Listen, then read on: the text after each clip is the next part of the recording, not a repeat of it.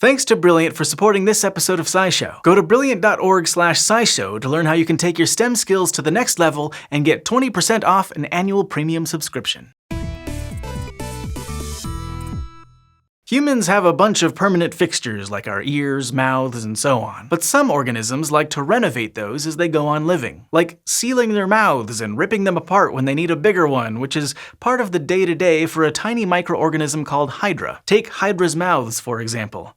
Imagine if you could stretch your mouth to devour that cheeseburger all in one bite. That's pretty much what the Hydra does. See, the mouth of this tiny freshwater organism isn't a permanent opening. Instead, its mouth hole is sealed over by a thin sheet of cells packed closely together. These cells are joined by what are called septate junctions, little links that look like ladders and hold cells together. But when it's time to eat, Hydra will literally rip this layer of cells apart. Muscles around the edges of the mouth hole, called myonemes, contract and pull the covering open, eventually ripping up those septate junctions. It's similar to how the muscles of the human iris contract to open the pupil, minus the tearing part. It might sound gruesome, but it means the Hydra's mouth can open wider than its body, so it can eat food that's much larger than itself. And when it's time to close it back up again, the layer of cells thickens and wrinkles. Scientists aren't exactly sure why Hydra has such a dramatic way of eating, but they think it might be because having a large permanent mouth would put too much strain on the Hydra's small body. In any case, by understanding how the Hydra rips and regrows its mouth,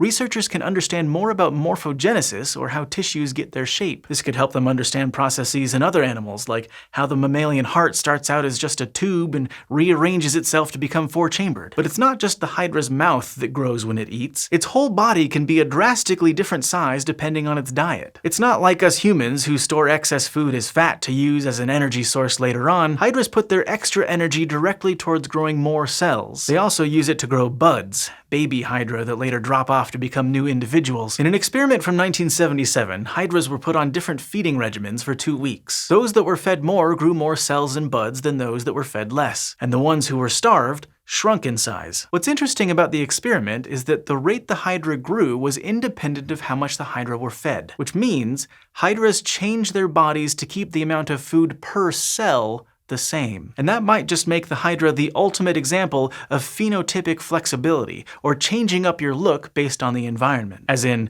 when food's good and available, make the most of it. But when it's not, adjust your body's requirements. And because the process of budding is all about growing cells really fast, it can potentially be used in the future as a model for metastasis, or understanding how cancer spreads. Now, with all this growing and shrinking, other parts of the Hydra's body need to change too, like its brain, which is spread across its entire body in the form of a net. Hydras are constantly losing nerve cells as they get sloughed away from near the outside of their bodies or lost to those buds. That also means they need to constantly make new nerve cells. The tricky thing is, Hydras have around 7 different types of nerve cells, so they need a way of making sure they have the right balance of each. Hydras do that by starting off with a blank canvas known as a stem cell, which then gets marked to become a nerve cell. But it's not until the cell settles in either the body or the extremities that it changes into its final form. Scientists are still figuring out the finer details of how all that happens.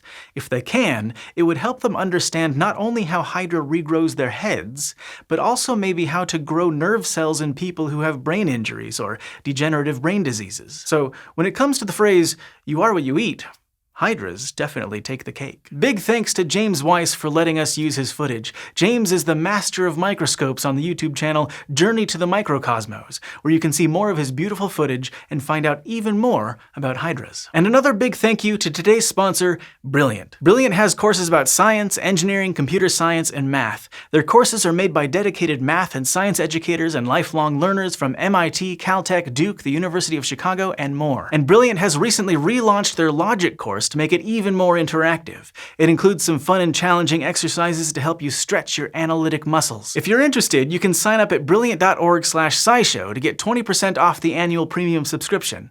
And last but not least, thank you for watching this episode of SciShow.